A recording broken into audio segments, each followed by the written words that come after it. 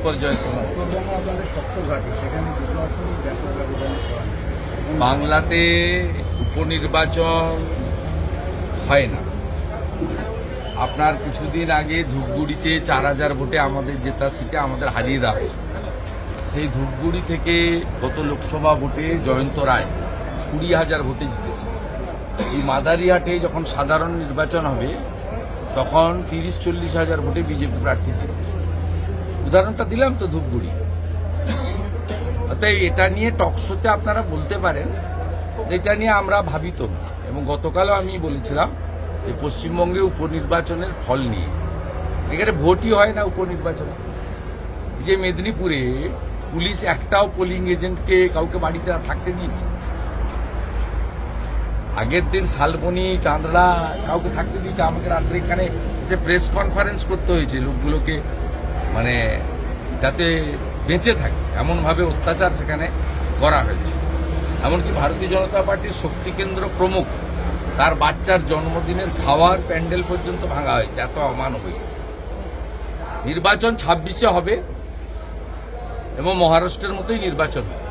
তবে এক্ষেত্রে আমি বিরোধী দলনেতা, আমি সংগঠনের আভ্যন্তরীণ বিষয়ে নাক গলাই না, যুক্তও থাকি না।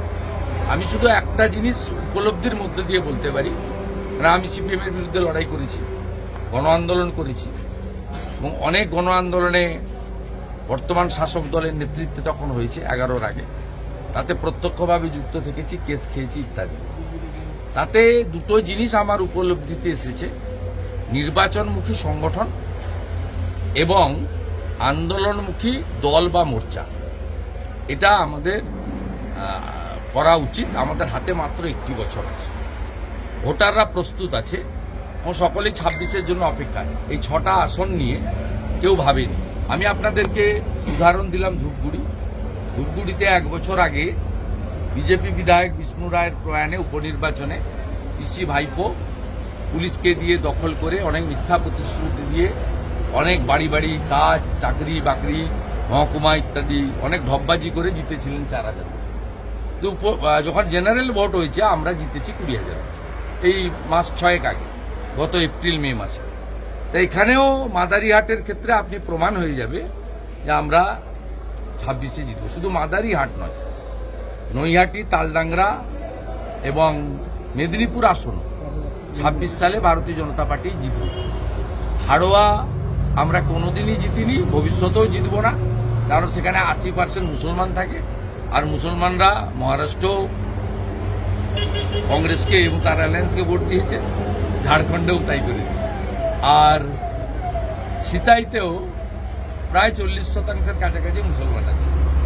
যদিও সিতাইতে 21-এ আমাদের ভালো ফাইট হয়েছিল 5000। সিতাই আমরা ভালো লড়বো, সমানে জিতবে কিনা জানি না 26-এ। তা আপনি আমার নাম করে লিখে রাখুন, কারণ ওপারেই তো আমি ফাঁকা করে দিয়েছি পূর্ব মেদিনীপুর। আমার কাঁথি পুরসভা জোর করে দখল করে মমতা ব্যানার্জির গুন্ডারা 22 সালে দখল করে জিতেছিল কাঁথি পুরসভা। মমতা ব্যানার্জি বিধানসভায় দাঁড়িয়ে আমাকে বলতেন আপনি আপনার এলাকায় হেরে গেছেন। ওই কাঁথিতে তো লোকসভা ভোটে কি হয়েছে মানুষ দেখেছে। 21টা ওয়ার্ডের মধ্যে 19টা ওয়ার্ডে বিজেপি, 50,000 ভোটে আমি কাঁথি জিতিয়েছি। 25,000 লিড আছে দক্ষিণে, 24,000 ভোটে। বঙ্গবিজেপি নেতৃত্বের উপর কি বাংলার মানুষ আস্থা রাখতে পারছে না? উপনির্বাচনে ভোটই হয় না। কিন্তু আমি আমার উপলব্ধি থেকে বলি, নির্বাচনমুখী সংগঠন, আন্দোলনমুখী দল বা মোর্চা করা উচিত। যুব মোর্চা, কৃষক মোর্চা, মহিলা মোর্চা সবসময় রাস্তায় থাকা উচিত এবং ইনডোর ভার্চুয়ালের সংখ্যাটা কমিয়ে দিয়ে রাস্তায় আন্দোলনের সংখ্যাটা বাড়ানোর প্রয়োজন হয়েছে বলে আমি